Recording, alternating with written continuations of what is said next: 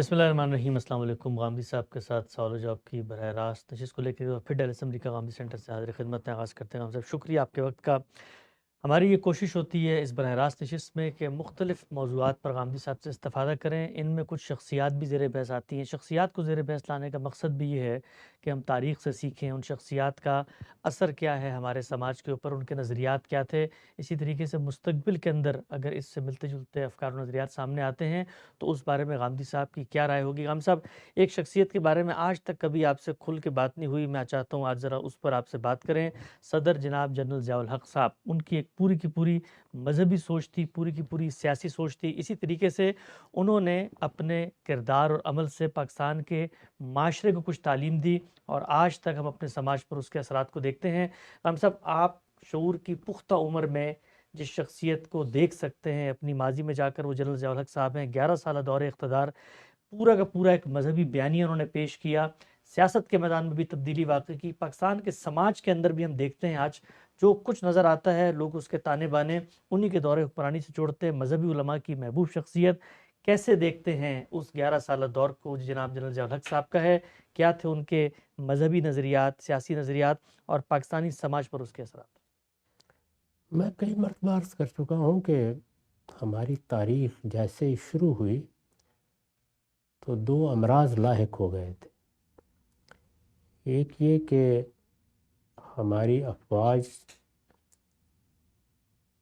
کیا ملک پر حکومت کریں گی، یا جس طرح جمہوری ملکوں کی افواج اپنے ملک کی خدمت کے لیے کمر بستہ رہتی ہیں، انہی حدود میں رہیں گی۔ اس کو آپ تعبیر کرتے ہیں تو کہہ سکتے ہیں کہ یہ ایک سول ملٹری کشمکش ہے۔ دوسرا معاملہ مذہبی لوگوں نے پیدا کیا، اس پر ہم اس سے پہلے بھی تفصیل سے بات کر چکے ہیں۔ وہ یہ سمجھتے تھے کہ یہ ملک ہماری عظمت رفتہ کی بازیافت کی پدہ ہے۔ جب یہ ملک بنایا جا رہا تھا تو اس وقت بھی نعرے اسی طرح کے لگائے جا رہے تھے، پاکستان کا مطلب کیا، لا الہ الا اللہ۔ لوگ مذہب کے معاملے میں، مذہبی مقدسات کے معاملے میں جذباتی ہوتے ہیں، تو سیاسی لوگ اس طرح کی چیزوں کو استعمال بھی کر لیتے ہیں۔ چنانچہ یہ ہوا، اور جب یہ ملک بن گیا تو جتنے بھی مذہبی عناصر تھے، اور میں اس سے پہلے عرض کر چکا ہوں کہ مسلمانوں کے معاشرے میں جس طرح کچھ لوگ اپنے آپ کو طب کے شعبے کے لیے خاص کریں گے، کچھ ہندسے اور انجینئرنگ کے لیے خاص کریں گے، کچھ سائنس کی تعلیم کے لیے خاص کریں گے، کچھ کاروبار اور ہنرمندی کا فیصلہ کریں گے، اسی طرح بعض لوگ یہ فیصلہ کریں گے کہ وہ دین کے جید عالم بنیں۔ اس فیصلے کا ناگزیر نتیجہ یہ ہے کہ ایک مذہبی طبقہ پیدا ہوگا۔ یہی مذہبی طبقہ، یہ آپ کو معلوم ہے کہ مسیحیوں میں بھی پیدا ہوا، یہی مذہبی طبقہ اس سے پہلے یہود میں بھی پیدا ہوا، یہ آپ کے پڑوس میں ہندو ہیں ان میں بھی ہے، یہ بدھوں میں بھی ہے، ہر جگہ پیدا ہوتا ہے۔ یہ مذہبی طبقہ پھر اقتدار میں اپنا حصہ بھی چاہتا ہے، اور اس کے ساتھ کچھ استدلال بھی موجود ہوتا ہے۔ یہاں تو وہ استدلال اس پس منظر نے خود پیدا کر دیا تھا۔ یہ ملک بنا لیا ہم نے، اب یہ ملک بنایا ہے تو اس میں اسلام کا غلبہ ہونا چاہیے، اس میں اللہ تعالیٰ کی حکومت قائم ہونی چاہیے، حکومت الہیہ، اور اس نوعیت کی تعبیرات بھی اس وقت کے لٹریچر میں بہت عام تھی۔ پھر یہی زمانہ ہے، یعنی قیام پاکستان سے کوئی 8-10 سال پہلے کا زمانہ، جس میں مولانا سید ابوالولد صاحب مودودی نے اپنی دعوت کی بنیاد رکھی، اور ایک جماعت اسلامی کے نام سے بنائی گئی۔ وہ دعوت ہی یہی تھی کہ صالحین کی حکومت قائم ہونی چاہیے، صرف یہاں نہیں بلکہ دنیا میں قائم ہونی چاہیے۔ اسی کا لائے عمل انہوں نے مسلمان اور موجودہ سیاسی کشمکش نامی اپنی کتاب میں بتایا۔ پھر علی گڑھ میں وہ شورا آفاق تقریر کی، جو اسلامی حکومت کس طرح قائم ہوتی ہے کے عنوان سے شائع کی جاتی ہے۔ تو یہ پس منظر ہے جس میں ہم نے اپنی زندگی کی ابتدا کی۔ پیدائش کے ساتھ ہی یہ دو چیزیں لاحق ہو گئیں، یعنی سول ملٹری کشمکش اور مذہبی اور قومی ریاست کی کشمکش۔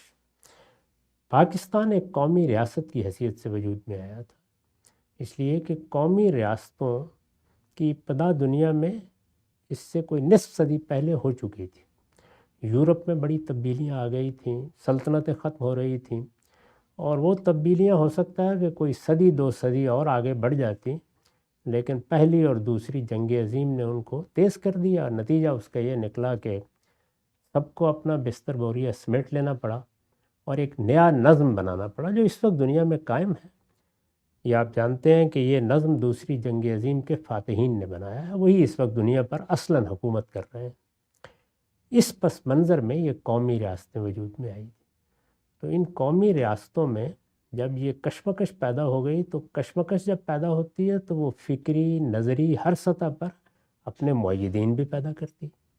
بہت سے لوگ یہ سوچیں گے کہ یہ بات تو ٹھیک ہے، ہماری عسکری قوت ہی کو حکومت کرنی چاہیے، بڑی منظم جماعت کی حیثیت یہ عسکری قوت حاصل کر لیتی ہے، لوگوں کو بڑی ٹریننگ دی جاتی ہے، تربیت دی جاتی ہے، وہ جانتے ہیں کہ حکومت کیا ہوتی ہے، اسٹیٹ کرافٹ کیا چیز ہے۔ یہ بھی تو ایک استدلال ہے۔ شروع میں آپ دیکھیں 50 کی دہائی میں تو اس استدلال میں بیوروکریسی کو بھی شامل کیا جاتا تھا۔ یعنی جب لفظ اسٹیبلشمنٹ بولا جاتا ہے تو اصل میں تو اس کے 3 اجزاء ہیں نا، یعنی عدلیہ بھی ہوگی، بیوروکریسی بھی ہوگی، انتظامیہ جس کو آپ کہتے ہیں، اور افواج بھی ہوں گی۔ تو اس وقت بیوروکریسی کا یہ غلام محمد، یہ چودھری محمد علی، اس طرح کے لوگ یہ وہاں سے آئے تھے۔ اس کشمکش میں جو استدلال وجود میں آیا، اس نے ایک طرف بہت سے لوگوں کو آمادہ کیا کہ جو کچھ بھی اس ملک میں ہونا ہے یا جو خیر بھی اس میں پیدا ہوگا وہ اصل میں افواج سے ہوگا۔ یہ فلسفہ ابھی تک جاری ہے، اسی کا ہم نے تجزیہ کیا ہے فوج کا بیانیہ کے زیر عنوان۔ ایک باقاعدہ استدلال ہے، اس کے مقدمات ہیں، اس کے تحت لوگ سوچتے ہیں، غور کرتے ہیں۔ ایک پہلو یہ ہے۔ دوسرے یہ کہ مذہبی طبقہ بھی اپنی دعوت پیش کر رہا تھا۔ یہ معلوم ہے کہ خود قائد اعظم کے ساتھیوں میں مولانا شبیر احمد عثمانی کو بڑی غیر معمولی حیثیت حاصل تھی۔ میں مولانا سید ابر اللہ صاحب مودودی کا ذکر بھی کر چکا ہوں۔ تو ان لوگوں نے تحریریں لکھیں، انہوں نے لوگوں کو تربیت کیا، بہت بڑے پیمانے پر مدارس قائم کیے گئے، جماعتی نظم قائم کیے گئے، تربیت گاہیں وجود پذیر ہوئیں، اس کے اثرات ہوئے لوگوں پر۔ وہ اثرات کسی ایک جگہ تک نہیں رہتے، ہر جگہ پہنچتے ہیں۔ اس وقت ہم ایک دعوت برپا کیے ہوئے ہیں تو اس کے اثرات بھی طبقے میں آپ کو ملیں گے، بیوروکریسی میں بھی لوگ ہوں گے، فوج میں بھی لوگ ہوں گے، ایسے ہی مختلف جگہوں پر ہوں گے۔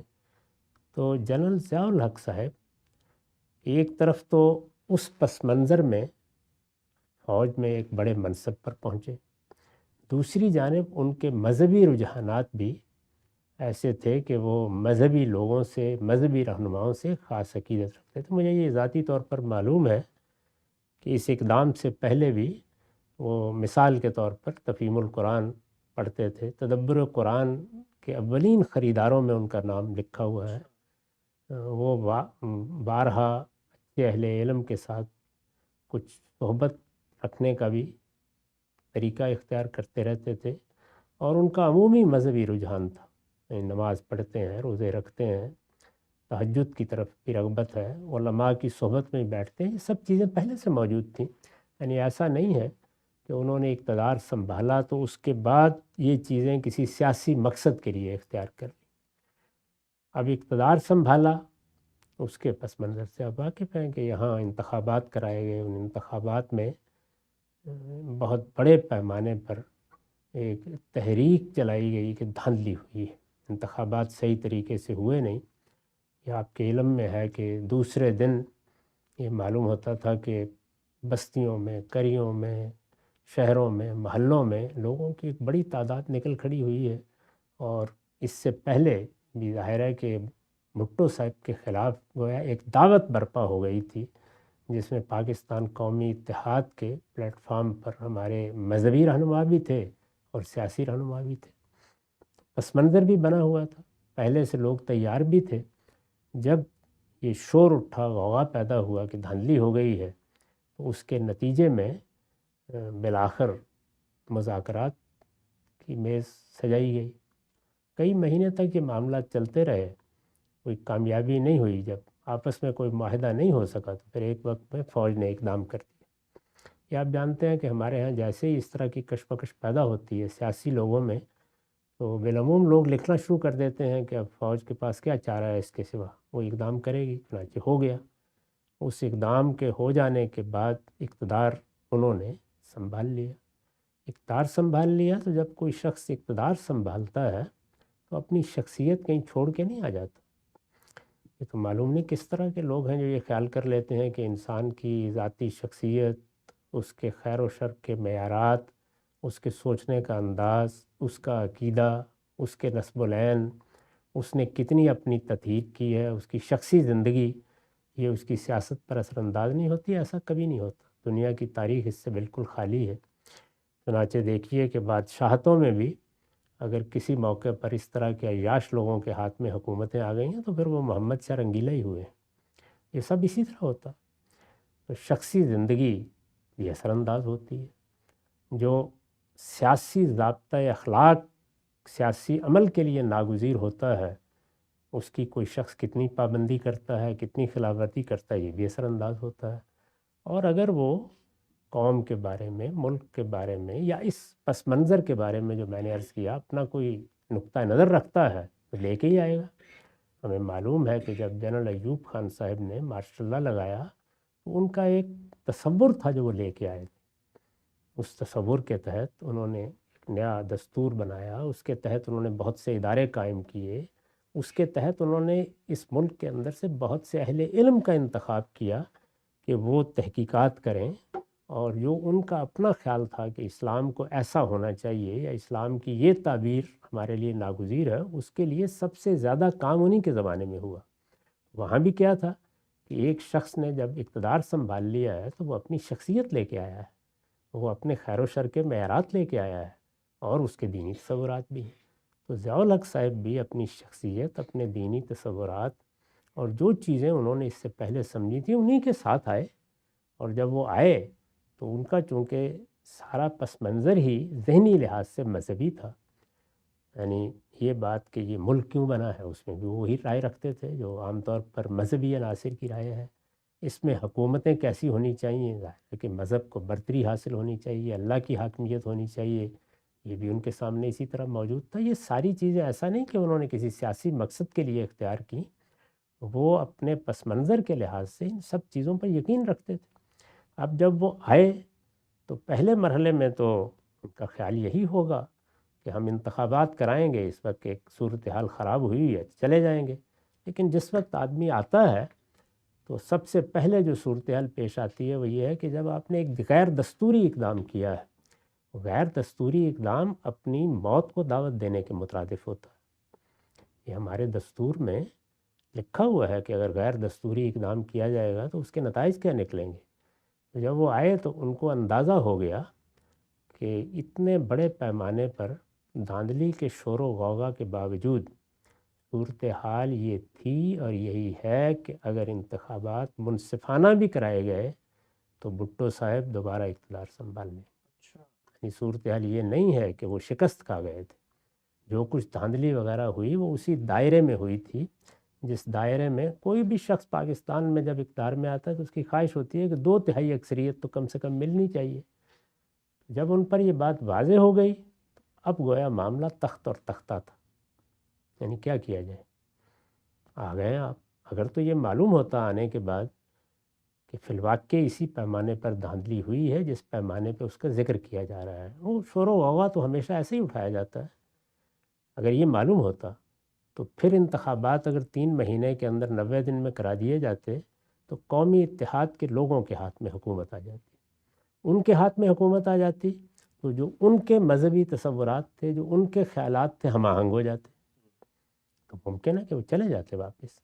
لیکن جس وقت انہیں اندازہ ہوا کہ جو خیال کر کے اقتدار سنبھالا گیا تھا صورتحال وہ نہیں ہے، انتخابات ہوئے تو نتیجہ وہ نہیں نکلے گا جو مذہبی لوگ خیال کر رہے ہیں یا قومی اتحاد کے لوگ خیال کر رہے ہیں، بھٹو صاحب ہی کے حق میں نکلے گا۔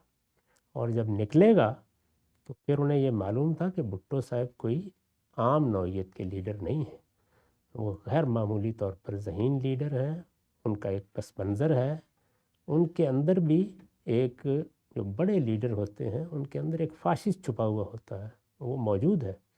تو اگر انتخابات کرائے گئے اور وہ دوبارہ اقتدار میں آ گئے تو کم سے کم اس وقت جن لوگوں نے یہ اقدام کیا ہے ان کی تو اولاد کو بھی نہیں چھوڑیں گے۔ اسی کو اس زمانے میں ہمارے ایک بڑے لیڈر ولی خان صاحب نے اس طرح تعبیر کیا تھا کہ قبر ایک ہے اور مردے دو ہوں گے، تو ان میں سے کسی ایک ہی کا انتخاب ہونا ہے۔ اس کے نتیجے میں پھر وہ زندگی موت کے مرحلے پر فیصلہ کر لیا گیا کہ اب مثبت نتائج نکلیں گے تو انتخابات کرائے جائیں گے۔ دلچسپ۔ اس کو وہ ایسے ہی بیان بھی کرتے تھے، اور میں کئی مرتبہ عرض کر چکا ہوں کہ جس ملک میں بھی خالص دستوری حکومت نہ ہو، جیسے ہمارے ملک میں نہیں ہے، وہاں اصلاً فوج دستور کے پیچھے بیٹھ کے حکومت کرتی ہے، اس میں کبھی منصفانہ انتخابات ہو ہی نہیں سکتے، یہ ممکن ہی نہیں ہے۔ یہ بڑی اچھی تعبیر انہوں نے اختیار کی تھی کہ مثبت نتائج نکلیں گے تو انتخابات کرا دیں گے، نہیں نکلیں گے تو نہیں کرائیں گے، یہی صورتحال تھی۔ چنانچہ پھر وہ انتخابات ملتوی ہوتے چلے گئے، مثبت نتائج کی توقع اور دور ہوتی چلی گئی۔ یہ واقعہ ہے کہ اگر 3 مہینے بعد کرائے جاتے تو بھٹو صاحب جیت جاتے، لیکن سادہ اکثریت سے جیتتے۔ اگر اس کے بعد کسی وقت کرائے جاتے تو 2/3 اکثریت سے جیتتے۔ اگر 3-4 سال بعد کرائے جاتے تو شاید بالکل ہی سویپ کر جاتے، اور یہ ایسے ہی ہوتا، یعنی ہوتا ہی ایسے ہے، عام طور پر دنیا بھر کی تاریخ میں اسی طرح سے ہوا ہے۔ تو گویا ہر آنے والا دن یہ بتاتا چلا گیا کہ نہیں کرانے، تو پھر ظاہر ہے کہ جب زندگی موت کا مرحلہ ہوتا ہے تو آدمی ایک اور استدلال قائم کرتا ہے، اور وہ یہ کہ اب تو اضطرار ہو گیا، اب جھوٹ بولنے میں بھی کیا معنی ہے، اضطرار میں تو حرام بھی کھایا جا سکتا ہے۔ تو پھر جھوٹ ایک کے بعد دوسرا جھوٹ وہ صادر ہونا شروع ہو جاتا ہے۔ اب مثبت نتائج کیسے نکالیں گے؟ یعنی جس شخص کے خلاف یہ مثبت نتائج نکالنے ہیں وہ تو مقبول سے مقبول تر ہوتا چلا جا رہا ہے، اگرچہ جیل میں ہے، اگرچہ جیل میں ہے یا جہاں بھی ہے، کچھ نہیں فرق پڑتا اس سے۔ جیل تو یعنی باعث بن رہی ہے مزید مقبولیت کا۔ تو کیا کیا جائے؟ آدمی بھی بڑا ہے، پڑھا لکھا آدمی ہے، حکومت چلانا جانتا ہے، لیکن نا کسی لیڈر کے معاملے میں آپ 3 ہی چیزوں کو دیکھیں گے نا، یعنی وہ سیاسی عمل کے ضابطۂ اخلاق پر کتنا عمل کرتا ہے، کمپیٹنس کتنی ہے، اہلیت کتنی ہے، ویژن کیا ہے۔ ان کے ہاں یہ ساری چیزیں یعنی کسی آئیڈیل سطح پر نہ صحیح لیکن بڑی حد تک موجود تھیں۔ تو اس طرح کے لیڈر کے مقابلے میں اب کیا جائے؟ مثبت نتیجہ تو نکلتا نظر نہیں آ رہا۔ تو مثبت نتائج کو نکالنے کے لیے پھر پے در پے تجربات کیے گئے۔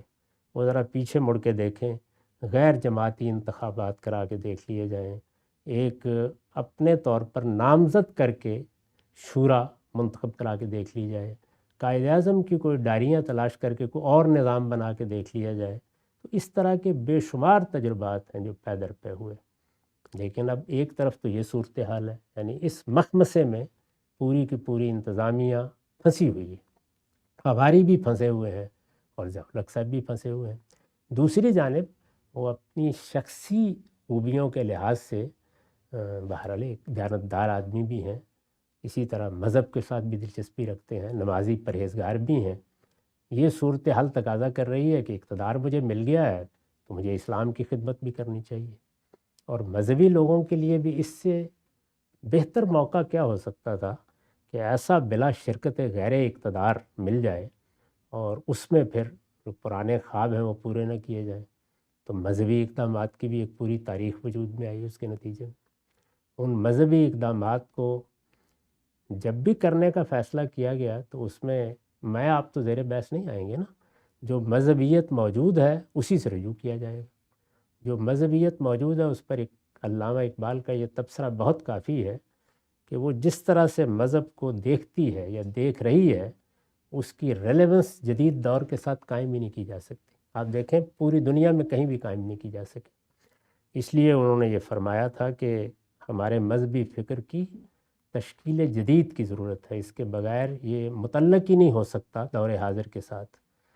تو reconstruction of religious thought in Islam اسی مقصد کے لیے دیے گئے خطبات تھے، وہ ہوا نہیں تھا۔ جو کچھ مذہبی فکر تھا وہ بیچارے اسی کی جانب رجوع کرتے تھے، اسی کے لحاظ سے کچھ حدود نافذ کیے گئے، اسی کے لحاظ سے کوئی زکوٰۃ کا نظام بنایا گیا، اسی کے لحاظ سے کچھ لوگوں کو نمازیں پڑھائی گئیں، اسی کے لحاظ سے کچھ میڈیا پر پابندیاں لگائی گئیں۔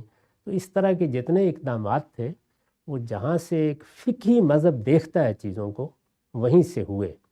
یہ بصیرت کہ سوسائٹی کہاں کھڑی ہے، زمانہ کیا کربٹیں لے چکا ہے، بات کہاں سے شروع کرنی ہے، اگر اس سوسائٹی کے اندر دین سے کوئی تعلق پیدا کرنا ہے تو ریاست کی سطح پر کہاں سے ہم ابتدا کریں گے، وہ ساری چیزیں پس منظر میں چلی گئیں اور وہی فقہی چیزیں نمایاں ہو کر ہم ہونا شروع ہو گئیں۔ اس دوران میں ایک اور حادثہ یہ ہوا کہ افغانستان کے معاملات ایسی شکل اختیار کر گئے، تو آپ جانتے ہیں آپ کے دین میں ہمارے ہاں تو سب سے زیادہ جذبے کی چیز جہاد ہے، اس کا موقع بھی اللہ تعالیٰ نے فراہم کر دیا، چنانچہ وہ اس میں بھی پوری قوت کے ساتھ شامل ہوئے اور اس میں بظاہر یہ امکانات نظر آنے لگ گئے کہ یہ جو ریاستیں ہیں ان سے شاید ہمارا تعلق پیدا ہو جائے گا۔ اوپر 8-9 ریاستیں ہیں، ازبکستان، قازقستان اور یہ اور سب، اور اس طرح شاید ہم ایک بڑا بلاک بنانے میں کامیاب ہو جائیں گے۔ تو ایک طرف یہ کہ یہاں سوویت یونین کو باہر نکالا جائے اور دوسری جانب یہ کہ آگے مستقبل میں بھی کئی پاکستان نظر آ رہے ہیں، تو یہ بھی ایک بڑے جذبے کو پیدا کرنے کا باعث بنا۔ تو یہ وہ در حقیقت پس منظر ہے جس میں ضیاء الحق صاحب کی شخصیت کو سمجھنا چاہیے۔ شخصی لحاظ سے اگر اب بھی مجھ سے آپ پوچھیں گے تو میں یہ کہوں گا کہ مذہب کے معاملے میں وہ کسی کو کوئی فریب نہیں دے رہے تھے۔ جو مذہب ان کو سمجھایا گیا، جس مذہب کو وہ جانتے تھے، جو مذہب اس وقت علماء نے ان کو بتایا، انہوں نے اپنی طرف سے اس پر ریاست کے نظم میں بھی عمل کرنے کی مخلصانہ کوششیں کی۔ وہ مذہب کیا تھا، اس کی تعبیر کیا تھی، اس میں کیا غلطیاں ہیں، وہ کس طرح سے سوسائٹی کے ساتھ ریلیونٹ نہیں ہوتا، اس میں ترتیب کیا ہونی چاہیے، یہ ظاہر ہے کہ ان پر الہام نہیں ہونی تھی۔ تو مسلمانوں کا علم جو کچھ بتا رہا تھا اس کے لحاظ سے وہ کر رہے تھے۔ اسی طرح کا معاملہ جہاد و قتال کا ہے۔ اس وقت ابھی دیکھیے یہ غزہ میں کتنا ظلم ہوا ہے، اس ظلم کی ابتدا کس نے کی ہے؟ حماس نے کی ہے، لیکن مسلمانوں کی مذہبی قیادت کیا فی الواقع اس صورتحال کو سمجھ سکی؟ جس طریقے کی تقریریں کی گئیں، جیسا جذبہ لوگوں میں پیدا کیا گیا، اب کوئی نہیں بول رہا، لیکن یہ سب ہو گیا۔ تو اسی طرح کی صورتحال اس وقت بھی پھر ایک کے بعد دوسرے اقدام کا ایک سائیکل بنتا ہے، اس پہ آپ چلتے چلے جاتے ہیں۔ پہلے مرحلے میں ذرا اور طریقے سے اس افغان جہاد کی ابتدا ہوئی اور ہمیں بھی اس وقت یہ خیال تھا کہ یہ اچھا کام ہی ہو جائے گا، لیکن بعد کے زمانوں میں پھر مذہبی جماعتیں اور تنظیمیں استعمال میں آنا شروع ہو گئیں۔ بالکل وہی صورت پیدا ہو گئی جو مشرقی پاکستان میں کی گئی تھی، اور اس کے نتائج پھر ہم نے دیکھے، ہزاروں کی تعداد میں لوگ مارے گئے، پھر مسجدوں میں بم چلے، پھر ہماری پوری سوسائٹی کا تانا بانا بالکل بکھر کر رہ گیا۔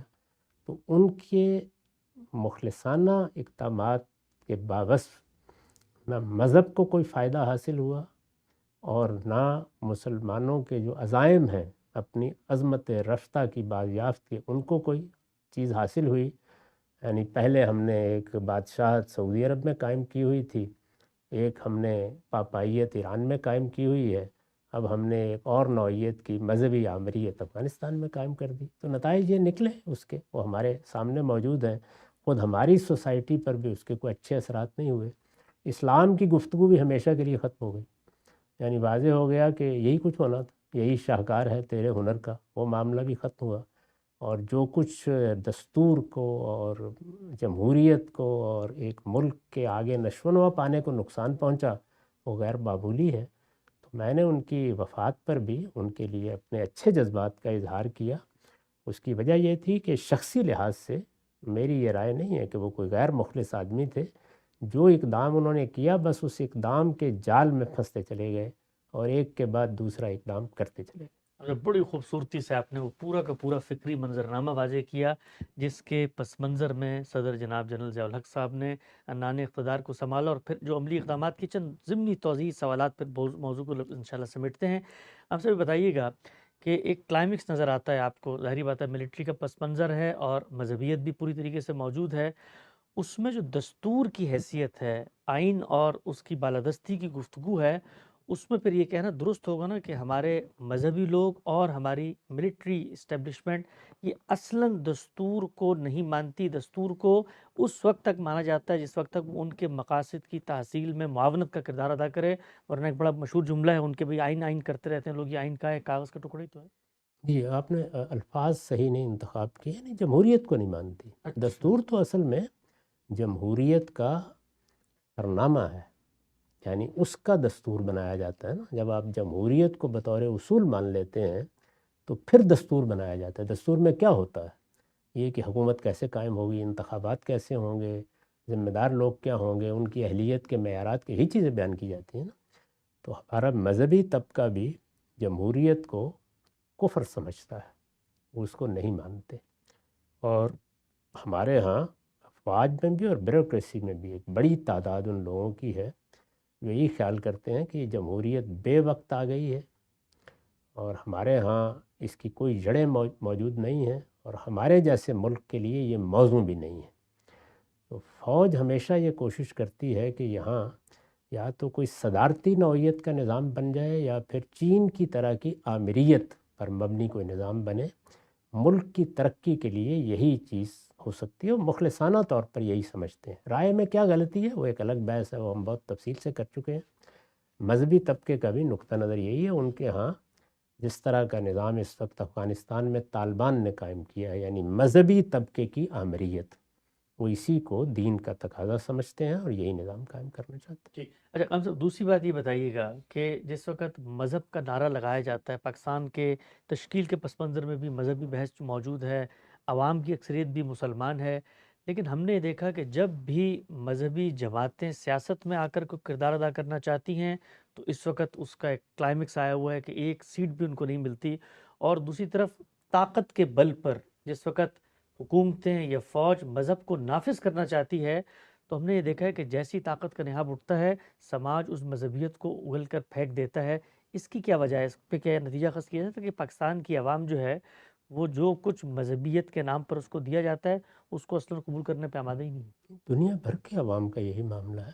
یعنی جس طریقے سے ہم چاہتے ہیں کہ سوسائٹی کو کسی چیز کا پابند بنا دیں اور ایک شخصی نوعیت کا نظام اس پر نافذ کر دیں، اس کو لوگ قبول نہیں کرتے. کبھی بھی تاریخ میں قبول نہیں کیا گیا. یہ استبداد کی بنیاد پر آپ نافذ کر سکتے ہیں، لیکن یہ کہ لوگ قبول کریں، لوگ اس کو خود اپنے اوپر مسلط کرنے کے لیے تیار ہو جائیں، یہ نہیں ہو سکتا، ممکن ہی نہیں ہے. یہی بات ہے جس کو میں نے واضح کرنے کی کوشش کی ہے کہ اگر آپ کو اسلام پر عمل کرنا ہے، میں تو نفاذ کا لفظ ہی موضوع نہیں سمجھتا، اور ریاست کی سطح پر بھی عمل کرنا ہے تو اس کے طریقے قرآن سے سیکھنے چاہیے.